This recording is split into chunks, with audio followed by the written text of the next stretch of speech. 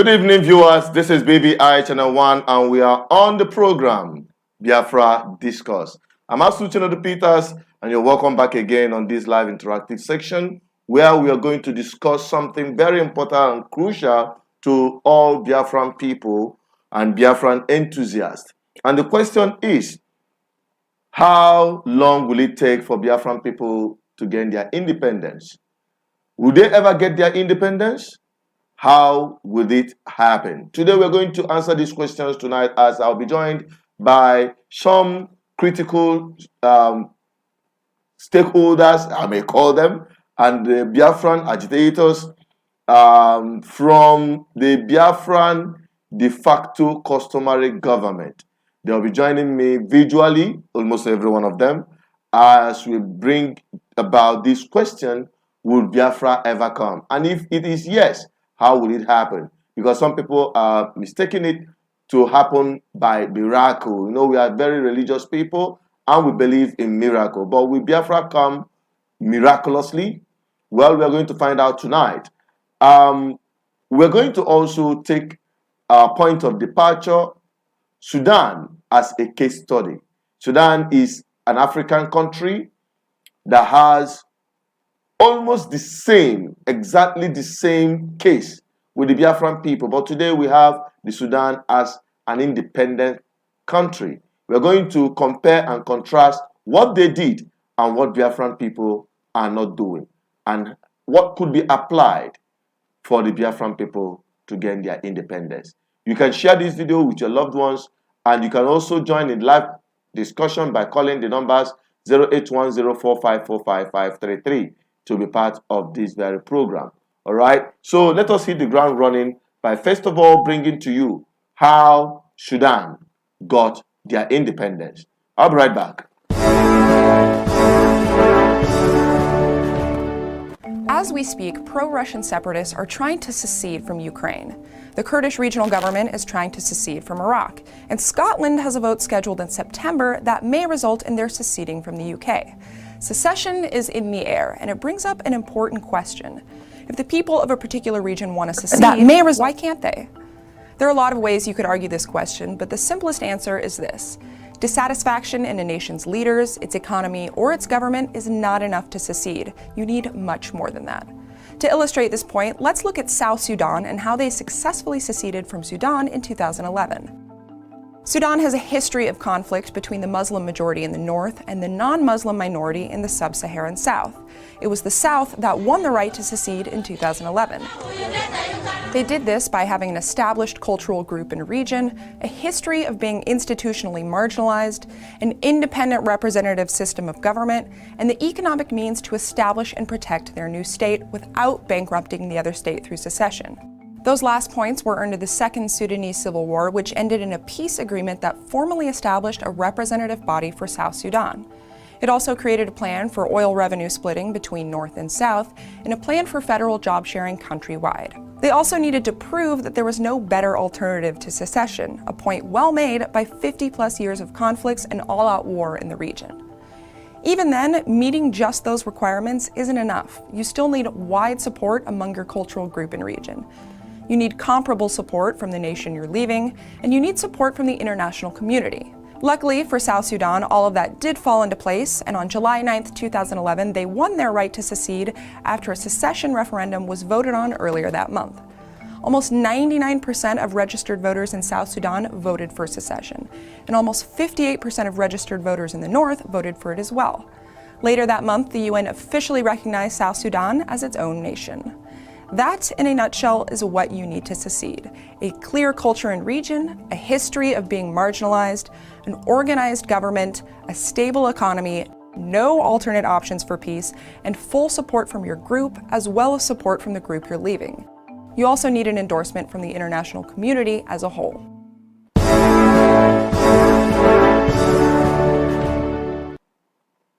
That is it. That is a video from South Sudan and a clear explanation on how independence is gotten.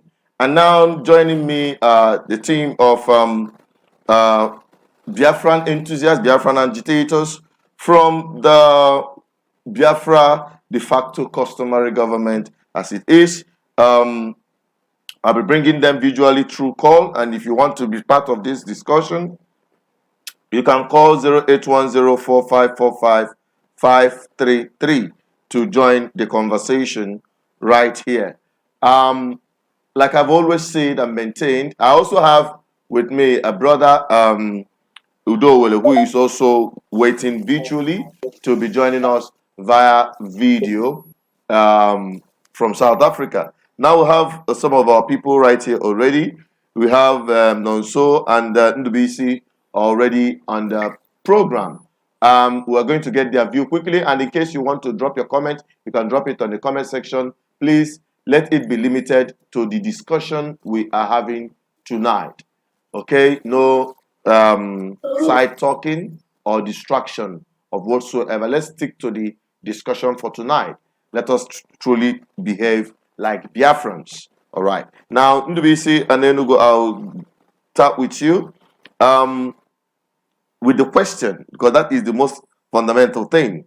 The question of, is it a crime to agitate for secession, especially in Nigeria? Is that a crime? We want to know that. Let us ascertain that first. Ndubisi, are you there?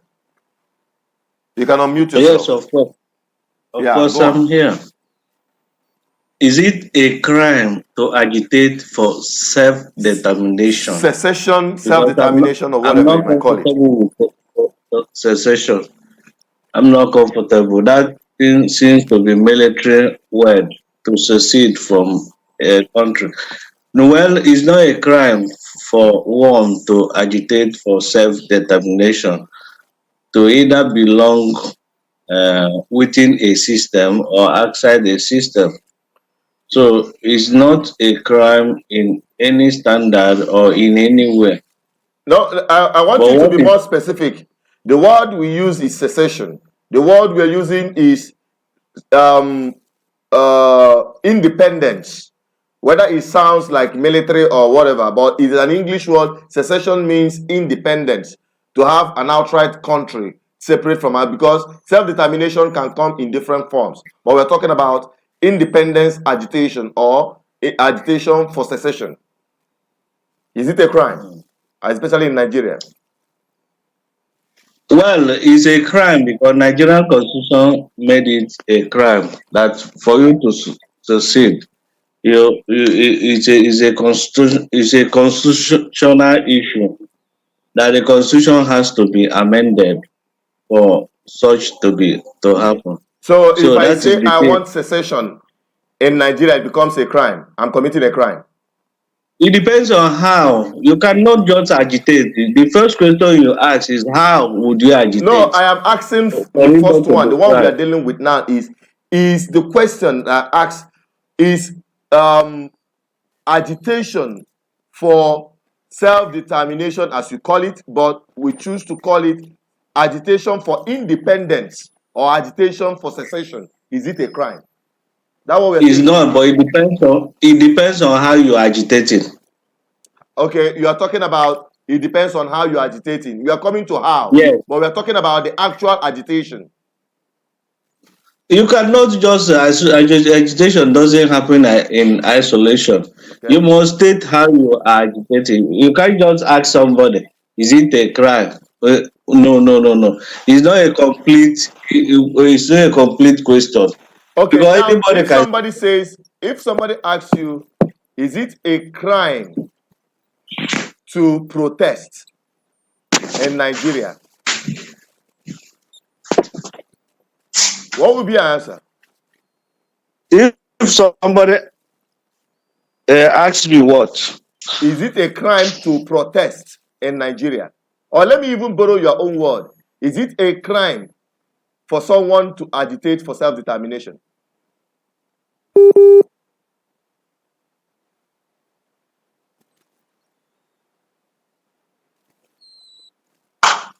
Hello? Hello, I'm here. I am using your word now. Is it a crime for someone to agitate for self-determination? Like I said, it's not a crime, but it depends on how you agitate.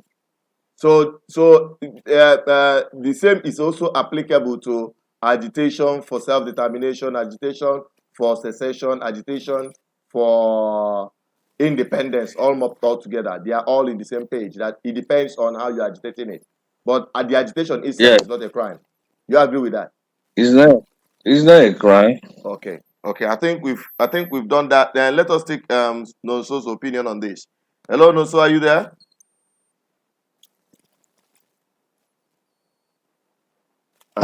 You can unmute yourself so that we can hear you. You can unmute yourself.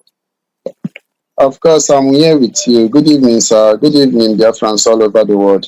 Yeah, my brother. Now we are dealing with the issue of the question self-determination, right to self-determination, or agitation for self-determination, or agitation for secession, or agitation for independence. Is it a crime in your own view within the Nigerian context?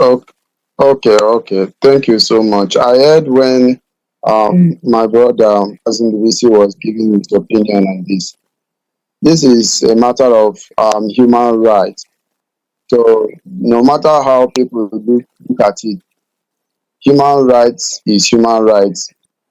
So there is no crime in seeking self-determination. Even if you are asking for something that let's say school of thought or ideologies may not buy this knowledge. So whether it's a crime or it's not a crime, that is asking for this the right to be protected. You know where you are feeling the pain, and so it is within your right to seek for self-determination. In this case, for Biafrans that are seeking for a new political entity where they will call their own country, it is their right to seek for freedom. It is their right to seek for Biafra to say it's their right to seek for a new country. So it is not crime. But I also want to some and that also have to conduct the approach the person seeking for their self-determination, is taking. If you are asking for your right to be protected and you are now stepping on the toes of FCC, that's where your own rights will now become a crime against humanity, against others. So, okay, that's when your agitation is not infringing on the rights of other people. That's when it becomes a crime. Yes, sir. So we all are on the same page that there are ways someone can agitate for Biafra. It's not just by agitating for Biafra in any manner you think you deem fit, including infringing on the right of other people, especially those that do not agree with your methodology. Right? Of course. Oh, that's good. That's good. Now, I don't know if Brother Udowele is there. I know his line is open, but I'm not sure if he's there. He's not there yet. We'll be going back to when he comes in, he can indicate that he is on so that we'll be able to take his own opinion. Now, moving to the next one, which is very important. I believe many Biafrans don't like this kind of program because this is where they get the truth. And people always want to believe that Biafra will come from anywhere or anyhow, that they can wake up, sleep in Biafra today, and tomorrow they in Nigeria today, and tomorrow they are in Biafra. Okay, so let's take the second step. But before then, I want us to, for those of you who are just joining now, to have a reflection, because we're going to start comparing between what we're doing here in Biafran land and what the Sudanese does or did before they got their independence. So let us quickly take a look at that very video shortly, and I'll be right back.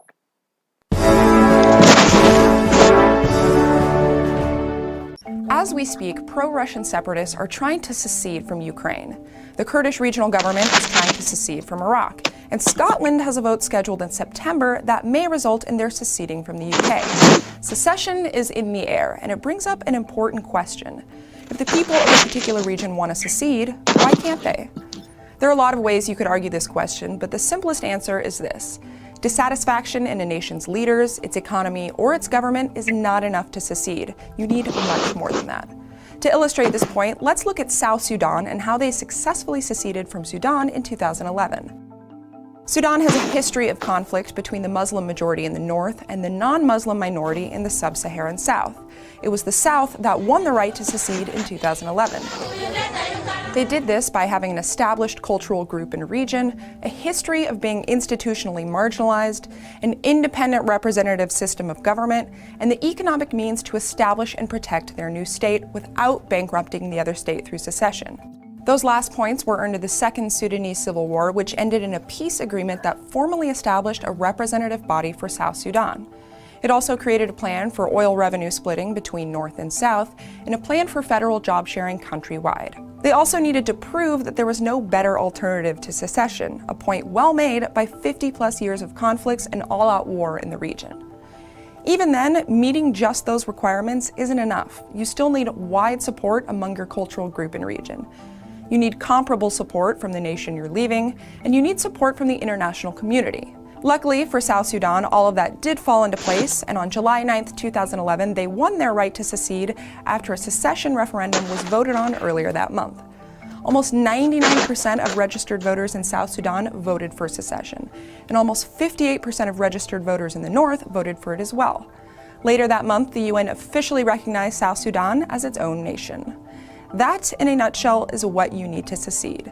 A clear culture and region, a history of being marginalized, an organized government, a stable economy, no alternate options for peace, and full support from your group, as well as support from the group you're leaving.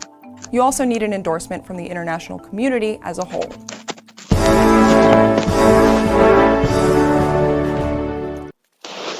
We are still on the program, Biafra Discourse, and I still have with me gentlemen who are discussing this with me. And in case if you want to join in the conversation, you can call 08104545533. Now, to Ndubisi, who is already there, can you, I think Gudowale is come in. Can you put your camera in the proper perspective and put on your lightning so that we'll be able to capture you and bring your opinion to our viewers who are already waiting to hear your voice again. All right. While that is happening, in WBC, we're talking about South Sudan. We've looked at South Sudan as a template. Does it have any similarity with what the condition of the Biafran people? Because me, I have my opinion, and this is not the first time I'll be talking about this on our program or on our platform. WBC.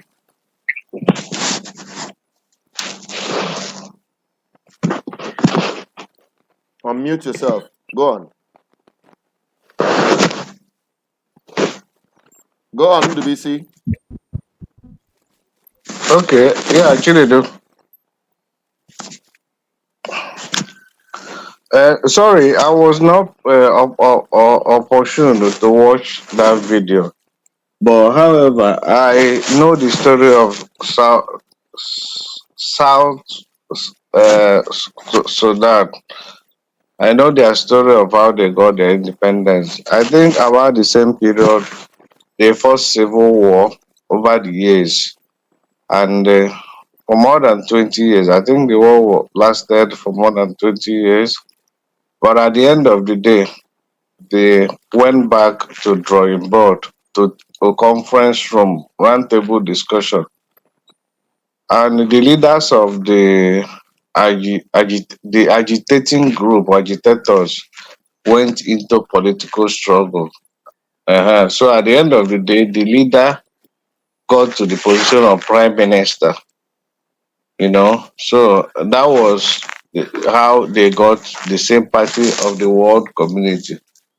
And it's through the political struggle that they got independence, because the world power sanctioned the president of Sudan, So I knew that they got their independence through being part of the political process, not through the war.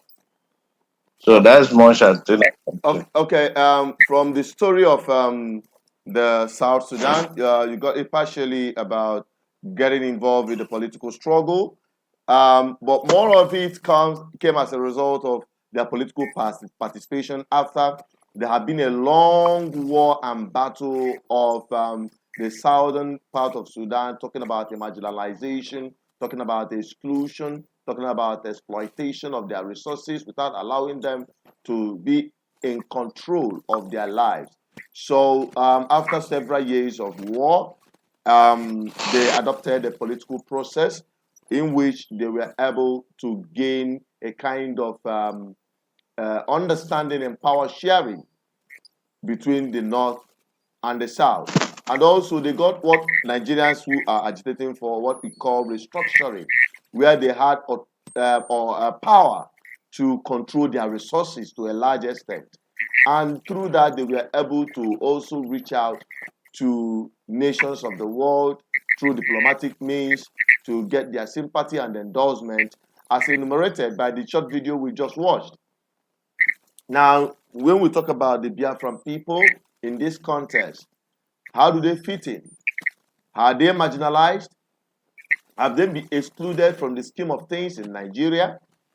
Have there been a consistent indication that these people have been undermined and never allowed to develop themselves with their resources?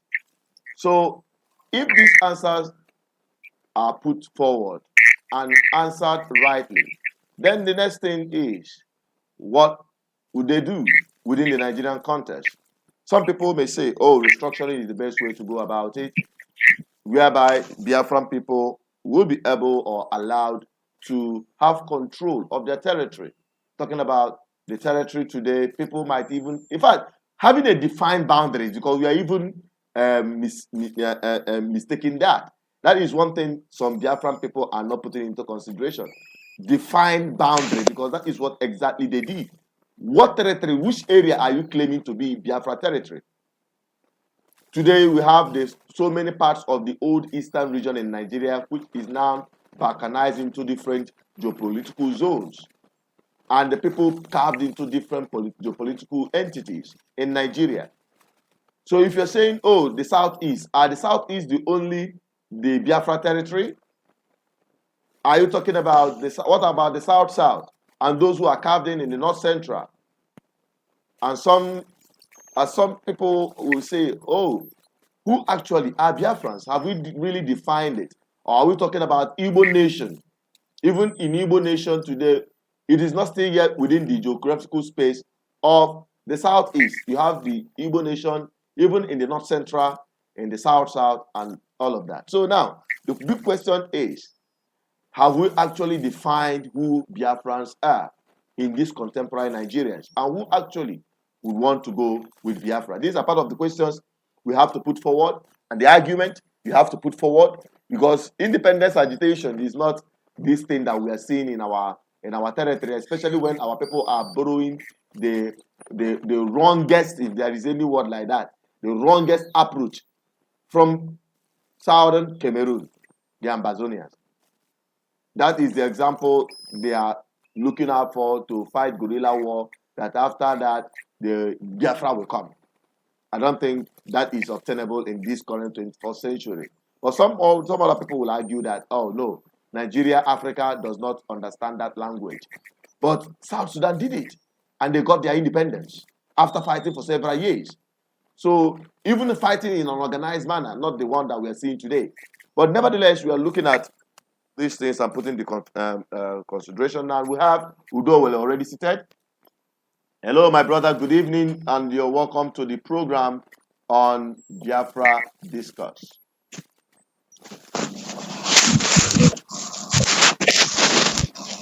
You can unmute yourself and speak up. We can hear you. A bit traction at the beginning of the program, but I think I've managed to fix my side, and I just hear you from the time you asked the question about the South Sudan approach towards the independent. You know, there was someone who have projected that Biafra, those in US, can fund the Biafran war for as long as 30 to 30 something years. So somebody is expecting Biafra to fight for 30 something years so that they can get their independence. But I really don't know the way and manner they want us to go about that fight, because the last time I checked, as Buhari said, we are like a dot in a circle. That word is a parable for those who have spiritual understanding. He knows that they have balkanized the territory called Biafra, and he knows that they have created enough confusion, and you can see that those confusion are not yet been getting rid of. So if you are not getting rid of the confusion, the separation that is amongst the people, there is no way you will come out to say you are fighting for freedom or independence. And the case study is what we are seeing today in our land, because the Biafra agitation was encompassing of all the former Eastern region before has now been reduced to only 5 states of the Southeast. You understand? So that can tell you the level of confusion that we have accepted in our society. And in the South Sudan contest, they fought their war like it's just like Biafran war. What South Sudan did was just like what happened during the Biafra Nigerian war. That war, the stakeholders subscribed to it, which is their political representatives. So there was a coordinated defense of the Southern Sudan by all state actors involved. Not this type of play that I see what is happening in Biafra land today as a play. It's not like a joke, because what happened in South Sudan cannot be compared to what is happening in Biafra land today. You can only compare it with what is happening in Ambazonia, as you may say, because the Ambazonia, according to them, we are implementing Ghost Town, but they hosted Nations Cup Cameroon, and there was no attack even during the Nations Cup. It was peaceful, very, very peaceful. In fact, it was the most peaceful event I have ever seen in Africa. You understand? So in an effort that you are trying to tell us that you are sabotaging the states, but you are nowhere close to that sabotage. In other words, you are sabotaging yourself, not the state.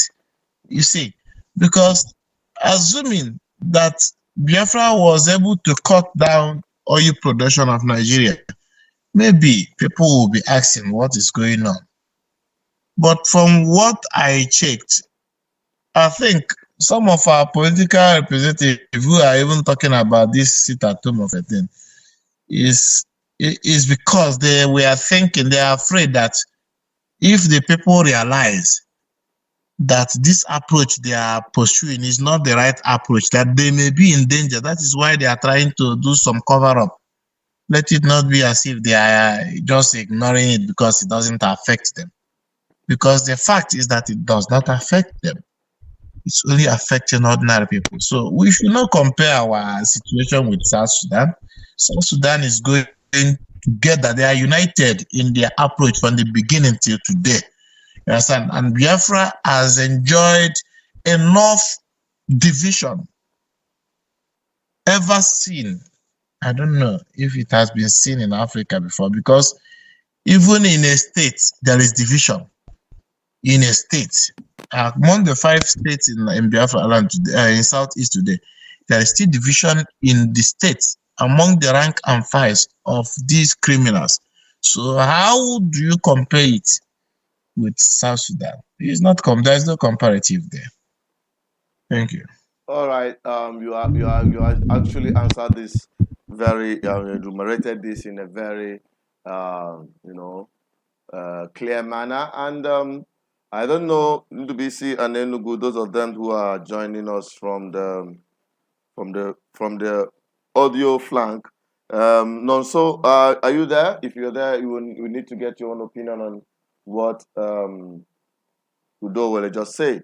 Do you agree with him on his position? Yes, officer, I agree with Mazudowole.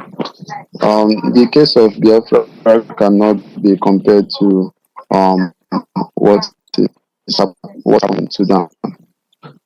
In our own unique experience, we fought a war that lasted for almost 3 years, and in this war, we were building ourselves as a separate nation inside the period of this war. But for the Sudanese, they had let's say they don't even have the same opportunity as we had.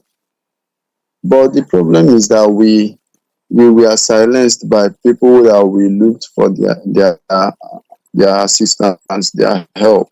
It's like we walked alone. It's like we never had any support, even though that the United Nations tried to intervene at some point, but it was not as seen in the case of South Sudan. The intervention of the United Nations in South Sudan was visible.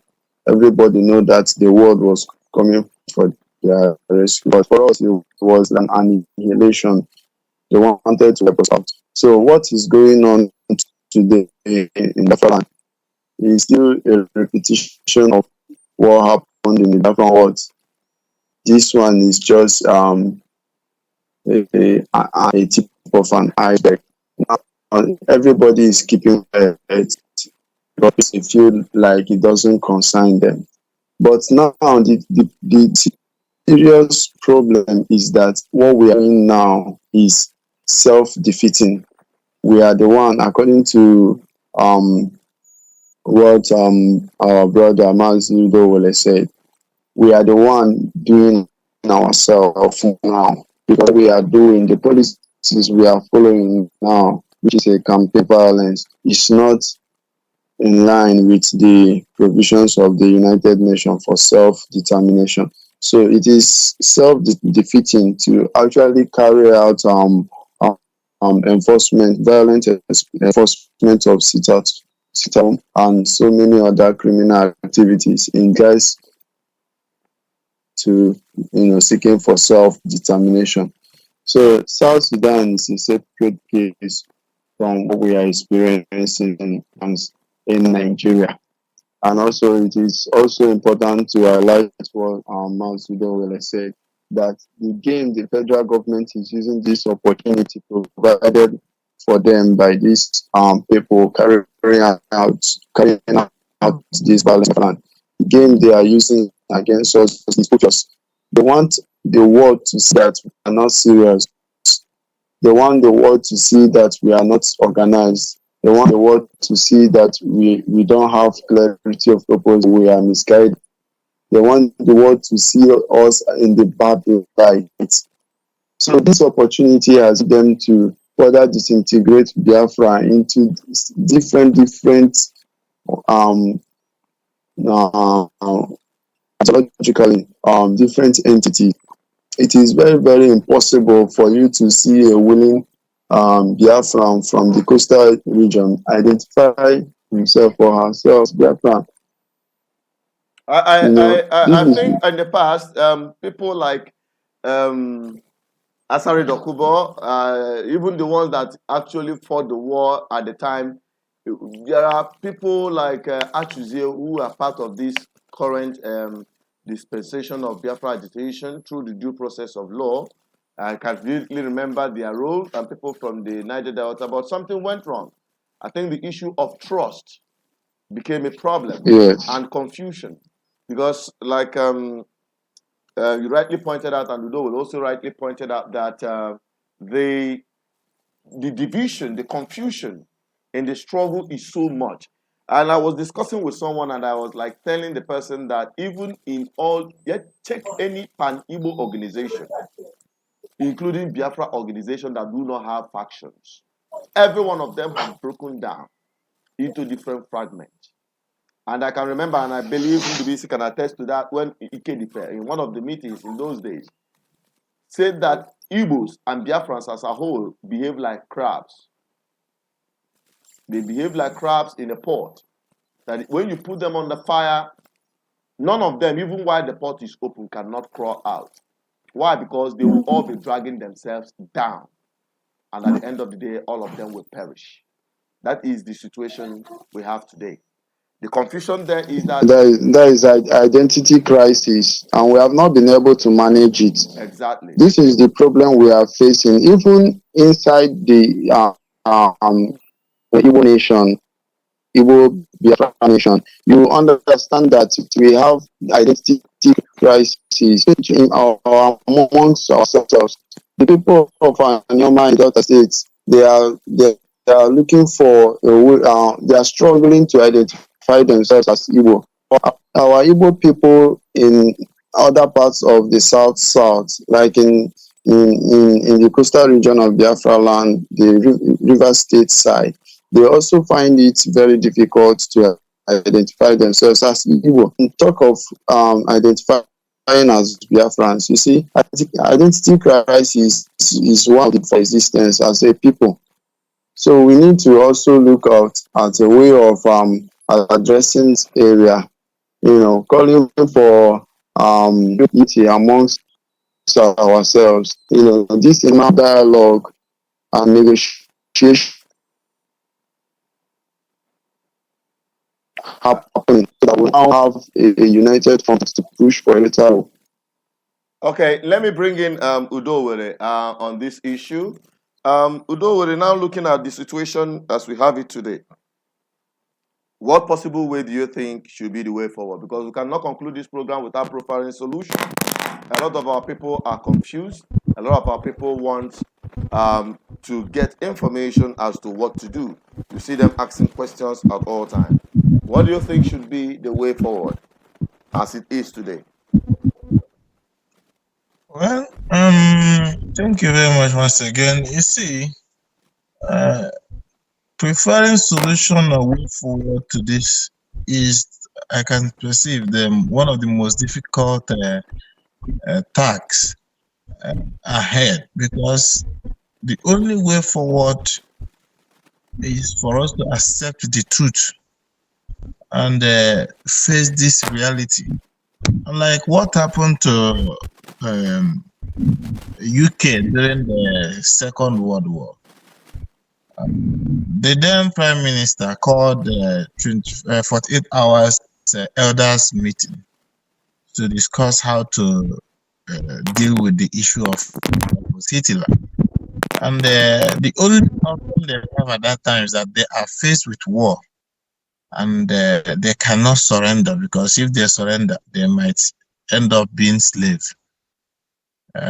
It's an adage in an Igbo dialect that says, having known what they have done throughout the world, they never want themselves to be subjected to such type of power. So they decided they commit this suicide and survive, or let them perish. This was the dimension. And they called in a 48 hours meeting that bring the suggestion that another superpower should be engaged in that war. And that was how they arrived at a conclusion to drag America into the war, just by picking up the fighter jet, paint it a German flag, take it to America, bombard America, make sure that the camera captures the plane that came to do the destruction, and come back. That by that means, America will join them in that war. And that was how they get America involved. And the rest can be history. So in our case, the solution to this problem is for us to accept the fact that at this moment, we have lost our direction. Everyone is talking about to restore peace is to release Nnamdi Kanu. But my question is, if this young man is released today, let's forget about what he has done or what he has contributed negatively or positively to the struggle, to the progress or to the downfall of the struggle. What will be their next chant? Because now everyone is chanting, release him so that there will be peace. So after his release, are they going to give you Biafra so that there will be peace? Or are you going to now stop fighting for Biafra? Or will you now accept that violence approach is no longer the option and face the political process which we have been agitating for? These are questions that those of them who are asking for the release of Nnamdi Kanu should be asking themselves now, because he might be released on a political ground, but the conditions that will surround his release will be so magnanimous that even the Southeast will lose their prestige in the political stage, because a lot of things is going to be on bargain. You have to use what you have to negotiate what you don't have. And at this point, I don't see that tangible thing the Southeast may be offering as to what they have, because the opportunity of that bargain, we lost it when we created division among the upland and the coastal region.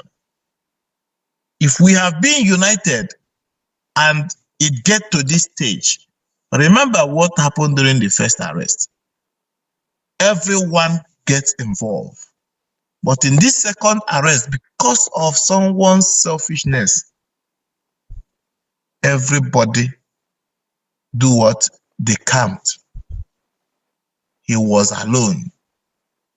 So now, those of them who pushed him to this extent in the Southeast, shamelessly now, are now trying to play hide and seek. There is no hide and seek in this issue. Let's face this reality. After his release, because the possibilities are there, what is next? Are you now going to say, is Nnamdi Kanu now going to become Biafra? Or are we now going to embrace peaceful process and the political process which we advise him and he refused? And most of you supported him. That is only kill and die that you want. And that is why if anyone comes up today and tell you, no, killing our people is not the solution, you will say no. It's better all of us die. It's only you and your family will die in this process. I won't be involved. By the special grace of God, I will not be involved in this type. Now I see the reason why he said if you talk about if a war start today, is going to betray Biafra. This is the reason. Our people must understand this and not just preparing their mind for it, but face it the way it is. The only way out is political participation and representation at all levels. There is nothing like a Biafra politics. That thing does not exist. You have senators and House of Assembly members. You must make sure that you nominate credible ones who will go there and speak on your behalf and fight for your freedom in the House of Representatives and Senate. This is where your politics participation will benefit you anything. Those of you who are now celebrating, the governors are meeting, the senators are meeting, House of Assembly are meeting for his release. Did you support this political process that you want to exploit now for the release of Nnamdi Kanu? You did not support it. All the leadership of now, let us not move further from the main topic we are discussing. Let us now come back again. I know you were talking about the and how to go forward to it. We're talking about the solution now. Moving forward, we made mention of political process. Do you agree in the political process, or is it like what's your definition of political process? Because I just heard you mention that there is not. Just say that, or you have a different connotation to that. No. I was just there. I was just there because remember, there's no way we can get out of this mess without talking about Nnamdi Kanu, because that is the topic of the day. We can't. The topic of the day is not the topic of today. Actually, is not Nnamdi Kanu. The topic about what can we do to get Biafra independent? We are not talking about Nnamdi Kanu's freedom. Nnamdi Kanu's freedom is a different topic. Biafra independence is a different topic. Understand what I'm saying now. What I'm saying is our people, which we want them to understand what we are talking about, are not following. What they are following is that Nnamdi Kanu will come out and give them Biafra. That is the only thing that is in their mind. Now, who are those going for his release? They are the political representatives who most of them refuse to accept what we were preaching as the way forward. We are still on the we are still on the table of blame. We want to shift that table of blame to the table of solution as it is now. What must be done? We know that many people, including in Nnamdi Kanu, jettisoned the political process. Many of them said boycott the election. They were not part of the political process. Now, if you're talking, we're going to look at political process or methodologies for Biafra independence on the next episode or on a subsequent program. But today, we're looking at a possible way can we get this freedom. Is it possible to achieve this freedom as it is with all the confusion, with all the division and the rest of them? Is it possible that it can still be achieved, and how? That's the solution we're looking at for. So that's what people want to hear. It is achievable, as you can see in Abia State. Abia State participated in an election that produced the people's governor. And so far, so good. I do not see anybody who is actually seriously contesting his position as being the people's governor of Abia State. And even in Anambra State, no matter that Soludo is not that stable as it concerns the defense of our people, but still, he still enjoys some level of credibility as being voted for by the people. You see, so you can see the political landscape in these two states are not the same with other states in the southeast. You see, so it makes it easier for us to present our case when we have our persons or the persons we voted for in the helm of affairs, whether he's doing good or bad, as long as he is the choice of the people, there is a way and manner it can be handled or treated. The people can easily call him out or hold him to account. It's easily can be achieved. And that is why we are saying political participation and representation is the only way out. Other civil disobedience in a peaceful manner can be accompanied with other diplomatic missions, which these political representatives that we have are the ones who should be leading in the diplomatic front, because it is government talk to government. If we need to interact with the government of the world, if governors of the Southeast can come together and have a meeting and say, okay, we are asking the, what do I say? We are asking the government of United States to intervene. They come together and issue a communique demanding that the United States government intervene in the issue of this and this and that and that. It will echo. It will be a strong and powerful message to the world, rather than the one that will sit in a small corner and as non-state actors and be issuing directives and all that. You can demand, the governors of the Southeast can come together and demand they want to see President Trump, and he will grant them the access to come and see him and discuss with him. These are the type of things we want to achieve through political process. So that if this, if these our governors or representatives members are not doing it, we will mandate them, pursue them to do it. We have what it takes to press them. The same way. Must it be those who are currently active in the political space? What of the Biafran enthusiasts?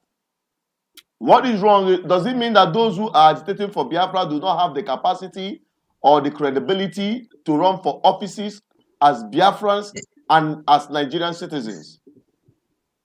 Remember, it is a gradual process. According to the situation of Biafran struggle today, you never can tell who will be there, who you will send there. It's the language of the devil you know is better than the angel you don't know. That is why I was saying that's a big problem. That's a big problem, because if the so-called Biafrans who are agitating for equity, fairness, and justice cannot be trusted with public office, then what are we talking about? What will now make the difference when Biafra have independence? What makes the difference? You know, some of these things people don't really understand how it works. You see, it becomes an issue when people say, we want this, we want that. And when you are given the opportunity to take up that very responsibility, you become a complete flop. It is easy to be an agitator. But when it comes to delivering service to the people, that is where the big responsibility steps in. So, what's your take? Imagine now they call you and say, you are from Anambra State, and you know the activities of unknown government and those who are instructing them who are still at home now. How much blood they have caused in our land. And you now hear that somebody like Benjamin Madibu is contesting to be governor of Anambra State. What will you do? We'll start talking about the credibility of the individual. That somebody is shouting Biafra, Biafra, or somebody that all of us are Biafrans. But those who are in government and those that are not in government, both the agitators and the people that are not agitating, we are all Biafrans by indigenous identity. That one is a flat. And when it comes to nationality in Nigeria, we are all Igbos, though, for those who are Igbos, because Biafra is bigger than Igbo nation. Now, if you're talking about Igbo nation, we have our Igbo-ness running in every one of us. What happened now is that what we have to replicate what is happening in the north and in the west in Biafra land, in as much as we have those who are already involved in politics.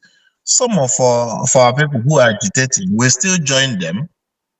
But in that context, there must be a platform where those who are active, campaigning and agitating for Biafra, and those political representatives are meeting, whereby we come there, we discuss, we tell them what we want, and they go out there and carry it out, just like the secret disciple of Christ.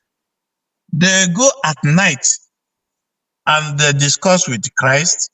If there is something Christ demands from them, they will carry it and go and persuade the Pharisees and the Sanhedrins that we need this and this and that. This law is not good, do not implement it. The other one is not good, not implement it. This is the what do I call it? It's like a connection. Our people don't have connection, or that the connection is being manipulated. We need to establish a proper contact between the politicians and the agitators, so that there must be a place where we always come and say, okay, since you are the governor of this state, this is how we want this thing to be done. This is how we want this to be done. We come and have a level playing ground where we can disagree and agree on one thing. You see, and that's the only way we can move. Otherwise, if there is lack of communication, then there will be no trust. Okay. All right. Thank you very much for this very detailed information. Udo will be going back to those who are sitting on the audio visuals. But before we let them make their submission as a closing remark, let us quickly take a look at some of the commentaries we have here so far. Some people are saying, Wisdom Root said, are you advising us to go to war like Sudan? That is far from me. That's not what we're saying on this program. Ferdinand Owaba said, because nobody should talk about war because none of us want it. Okay, know what it shows. So one has written of war, and also agreed by Ude Udi, who said no war, please. Okay. So we have Chizobu Udo here, although he's arguing your position, the Udo's position on the second World War thereabout, but we're talking about the Biafran contest today. So that is it about those who are on the comment section. And let us quickly get the opinion as a closing remark for those who are sitting visually on the phone. Let's begin with Nonso quickly, then NDBC will now wrap up, and I'll come back to Udo before closing the program. Nonso, go, you have the floor. Okay. You can speak very briefly. Okay, thank you, sir. Thank you, sir. I want to say that we cannot know the solution if we don't actually define our grievances very well. You know, there must be something that will cause an agitation, and all these things are what we are shouting every day. Biafrans are experiencing it in their everyday life.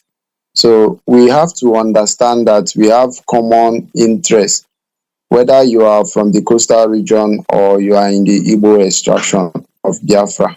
So, but for us that are in Igbo land, in the current southeast geopolitical zone, we have a number of grievances that we want the federal government to, address, because these are the things that actually raise agitation in southeast. And for the fact that over time the federal government have given us deaf ears, and if we speak, they suppress us, they arrest and incarcerate us. So these grievances are connected to political emasculation. These people are not giving us equal rights as other geopolitical zones are enjoying. The first one is that we are the only geopolitical zone that have the lowest or the least number of states in Nigeria. And this thing is tantamount to affecting everything about our political benefit in Nigeria. It makes us to have the lowest representative in the House of Representatives and the Senate. It gives us, lowest allocation of resources. And it means that we are underrepresented. So what are we talking about? These are the grievances we have as Biafrans in Nigeria. So if we are campaigning against the Nigerian state, Nigeria should be looking at these things to address it. And if they are unable to do it, we will have to organize ourselves and pursue it, get it by all means. All right. It can only happen, according to what Dowell is saying, that it can only happen through political process. We have to engage our political leaders. I want to borrow an idea from one of the suggestions from Mazi Uchemefo. He was saying that the state governors from the southeast should organize themselves, and also through the offices of the attorney generals of their states, to jointly file a lawsuit against the Nigerian state, and insist that the government of Nigeria will address all these grievances that I pointed out. So this is a very, very useful solution to all our agitations. Okay. Thank you, sir. All right. Thank you very much. And Ndubisi, do you have something to add to this before we go back to Udowele and wrap it up? Yes, thank you, Chinedu. Can you hear me? Go ahead. We can hear you, and the world can also hear you as well. Go on. All right. As part of the solution, we have to sustain what we are doing, as in giving our people a sense of direction. I can assure you that majority of our people are quite confused. What is the source of their confusion? Somebody misled them, and somebody has or have consistently given them fake information. When you disinform the people, they are deformed. And over the years, they have not been told the home truth. Since 1999, Wazlike started by telling people that I have 25 stages, and in every stage, when we will get to 25 or 22 stage or 23 stage, Biafra will come. The right message has not been passed to the majority of our people. Those who are leading the Biafran struggle, or those voices that the common people have been used to hearing, have not been sincere at all. And that is why we have not made any progress. What we have done for the past 20-something years of this our present democratic experiment or experience is to continuously be making noise and creating awareness, just talking about Biafra without making move. It's all about telling people about Biafra without giving them the actual information. So Chinedu, that is the solution, and that is what you are doing. And that is what some of us have donated our intellectual property, our time, our energy, free of charge to do for our people. Some people who are here, maybe listening to us, might say, we've been getting it. We have University of Biafra.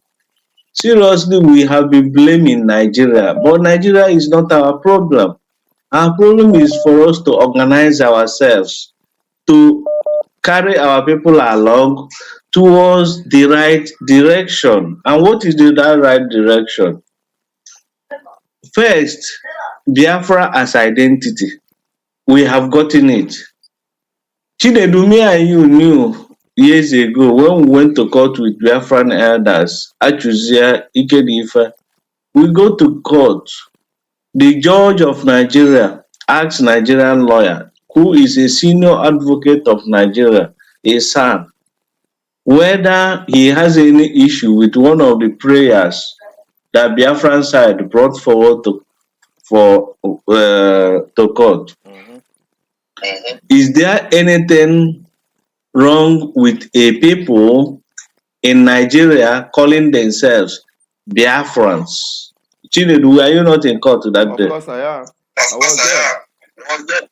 The judge, the Nigerian lawyer said there is no problem with anybody saying I'm a Biafran. So the court had a question of calling, whenever you mention Biafra, some people will see you as a warlord that you are fighting war. That has been taken care of in court. And that is why, Chinedu, you being the face there, you move around the street, police people are seeing you, DSS people are seeing you, the military guys are seeing you, and they are shaking you, and they know that you're a Biafra, yet they have not arrested you. But the wrong narrative going out there in the media or everywhere is that once you're a Biafra, they will kill you, they will massacre you, they will arrest you. But you know, Chinedu, that you have been moving around, nobody has arrested you. That is the first. Biafran as identity. Then Biafra as ideology. Biafra as ideology, Okwa solution, I'm giving this as a solution to concluding statement. Okay. Biafra as ideology. What is that ideology? Ideology, we have to begin to win love, win our people's love, with loving our people and practicing Biafran ideology of good governance. That is why, Chinedu, you are a bishop or archbishop of good governance ministry. Yes, every now and then you say, I am an advocate, and me, I will say, I am an ambassador of good governance. We want to begin to implement and execute that Biafran ideology of good governance. As an economist, if I give you a classical and graphical picture of how to use public policies with sincerity of purpose to develop our land, I mean, it's not a rocket science. Even without money coming from Abuja, I can build Anambra State with our people's money. After our people build all the cathedral in Biafra land, did they get any oil money from Nigeria? No. They use our brothers in diaspora and everywhere. Do you know how much remittances, inflows coming from diaspora, from our brothers in diaspora, is more than oil revenue? I'm telling you, Chinedu, it's more than oil revenue. So all what you do is to have a leader who is sincere, who is a Biafran, a real Biafran. He can organize our people using Biafra ideology. That is the second stage. Let us implement Biafran ideology. That is what we wanted to do 2017 under UPP. But all these guys masquerading that they are Biafran sabotaged it because they are not in charge, because they are not the leader, because they are not, you know. So,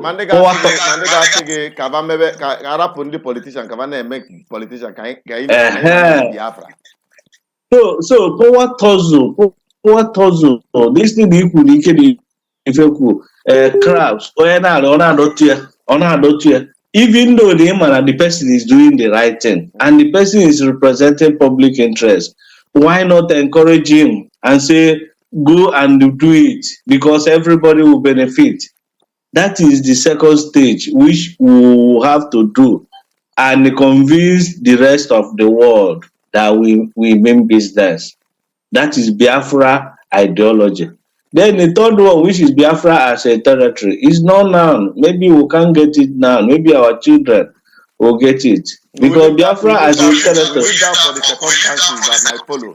Let's for the circumstances that might happen. It's not in our control. Yeah, it's not in our control. So the solution is for us to implement. We have gotten Biafra as identity, because me, I say I'm a Biafran where I live, in a church and any place, and nobody is having issue with it. Nobody has ever invited me to DSS to explain why I am answering Biafra. Even though some people are used to calling me Biafra, and I don't reject it, I answer. Since you have given me Biafra, I will take it. I Biafra say them, not Ndubisi. Some people don't call me Ndubisi, they call me Biafra, The and same I with answer. me. So meaning that they have accepted me as a Biafra, somebody wearing the Biafran identity. So the second stage, which is Biafra as ideology, is what Chinedu, you are the Archbishop practicing it.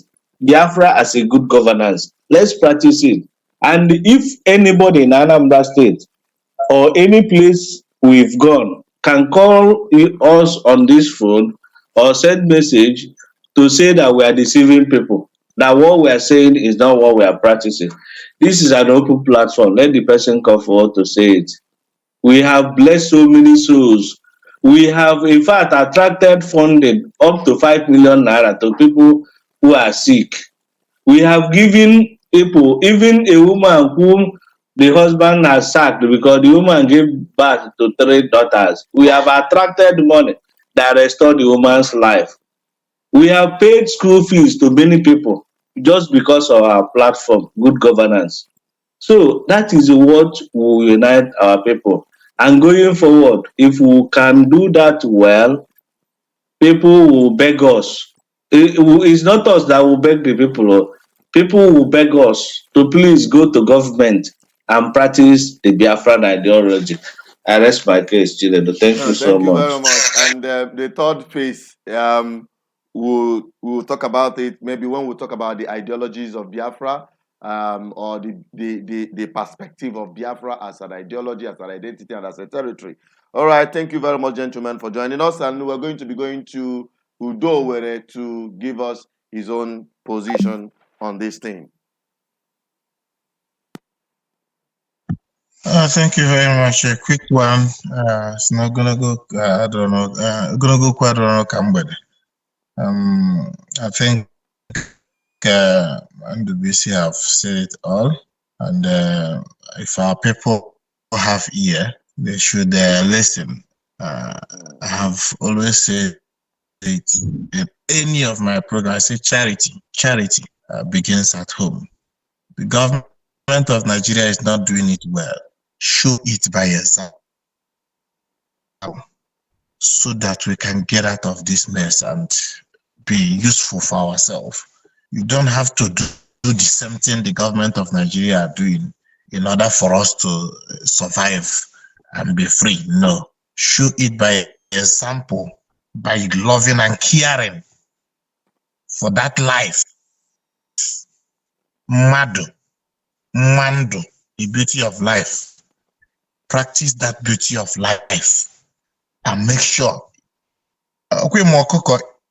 Ịkpara imecha ka igbuo ya mana ị na-egbu ya ka irie ya anụ ya atọkwa ụtọ mana ọ na-ewute ọkụkọ ọ bụ gị na-enye nri iwee ozugide ọsụcha a ga-egbu ya ọ na-ewute pụta end of the day anụ ya atọ ụtọ ihe n'idiri ịta dị anụ ọkụkọ okay, that is why some people adịghị egbu ọkụkọ ma ewu ma ụmụ ihe ndị a na-eyiwe n'ụlọ enwe ndị na-egbu ya iche niile na-emepụ nwa ọbara ọkwa so mana ndị be anyị jezi na-egbu mmadụ ka ọkụkọ cheke nne so ọ na anyị ga-akwụsịtụ embrace that love and preservation of life. I think that is a way forward. One step leads to another. There. All right, thank you so much. Thank you so much for joining us. Let us quickly take this caller. He has been calling. You have a minute to make your submission with regards to what we're talking about because we're rounding up. The caller on the...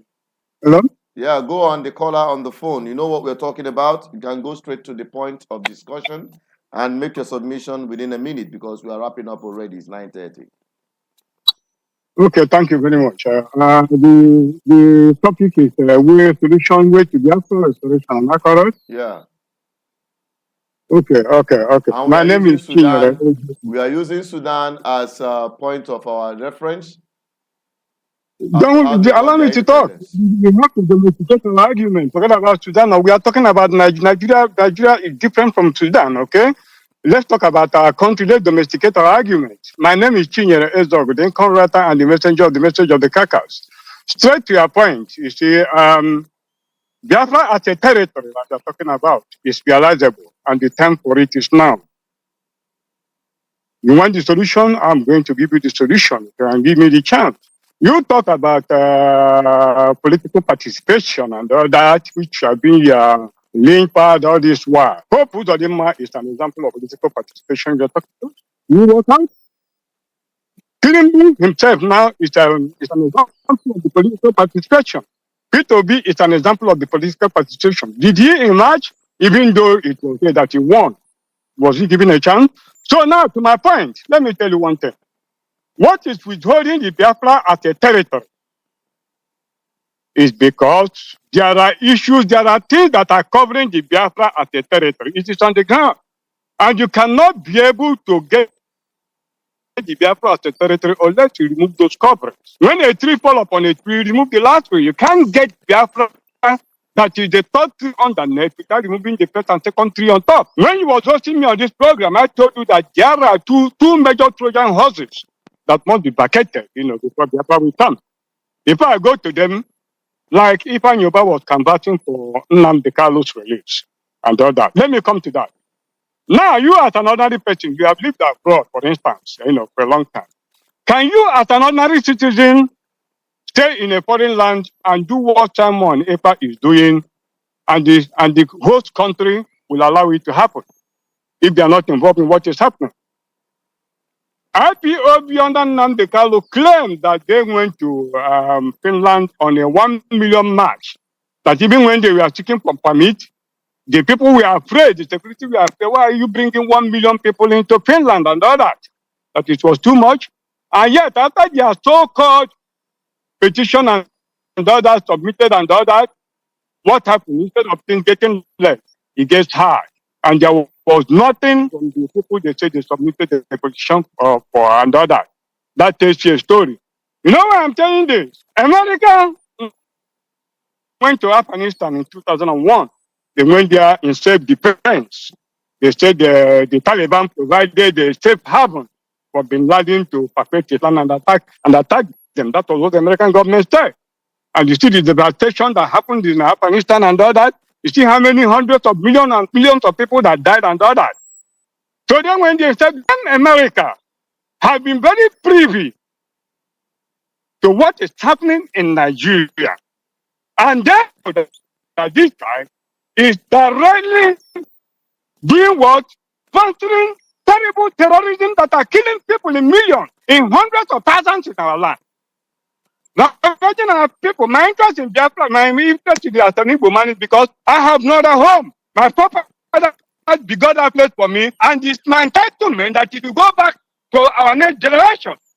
When they come, they tell you Nnamdi Kalu is the leader of 75 million people and all that. But when you want to question them, they will keep still, they won't allow you to say anything. Okay? Now, number one, they told you that because you shall know the truth, and the truth you now know, you can reflect it. The truth you now know is what must take you free. If you don't know the truth, you have to see shadows and you can never be free. Number one, they said that Nnamdi Kalu went to Kenya in, I think, June 19, 2021 or something like that. That was a lie. From my own personal investigation, and I have every evidences, Nnamdi Kalu has been living in Kenya since late 2019. And these are questions you pose direct to the leadership of the so-called Chike Edozie and all those criminals there. Nnamdi Kalu, throughout 2020, Nnamdi Kalu was, allow me. The problem with our own suffering is that we prolong it. Excuse me, it's just about we are conscious of time because we've given you from 1 minute to 5 minutes. But what we're talking about right now, we don't want. When we want to discuss in detail, we cannot be discussing everything in one go. Okay? We want. Excuse me. We wouldn't want to drag ourselves because we are running against time. When we have a program like this, we have our rules of engagement, and you have to respect that so that we'll be able to make headway. Okay, and we've told people that when we give you the line or the open floor, concentrate on the matter under discussion.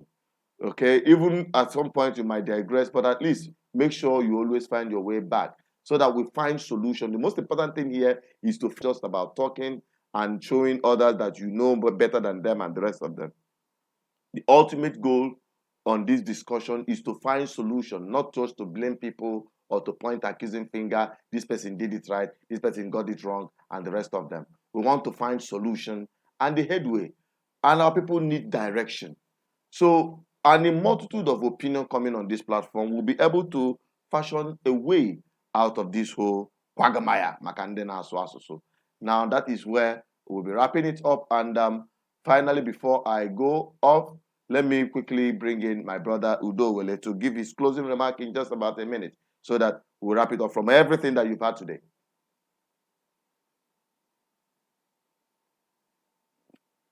We can't hear you. Unmute. Unmute yourself. All right. All right. All right. I say thank you very much for this privilege and opportunity. It's a work for humanity. It has never been easy, and I must say God will strengthen you and all those from the Good Governance Ministry and from also the Biafra de facto customary government who have taken this approach to make sure that our people are enlightened. At least let our people know the truth so that the truth shall set us free. And most importantly, let's be merciful to ourselves. I think. Okay, thank you so much. Hello? Thank you very much, my brother, for joining on the program. We appreciate your coming in. Thank you. All right. Sorry, I think we missed that call. There's a call that just came in as well. But Udowele, we appreciate you coming into the program, and we believe that subsequently we'll be having you by next week. We'll have more of this program, and people have the opportunity to air the opinion. And on this, we'll be wrapping it up on today's discussion on Biafra Discourse. For those who are unable to make their submission, we are sorry about that. We hope that next time will be better. And who have already made a submission and who have been on this program subsequently, we really appreciate you and hope that Biafrans will be getting more insights from you moving forward. Thank you, my brother Udo.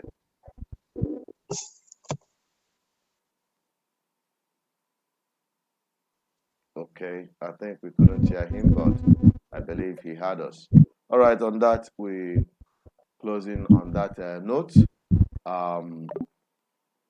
So some people are still trying to reach us. We try to give everyone opportunity to air their opinion, but sometimes some of these things really get off where our track.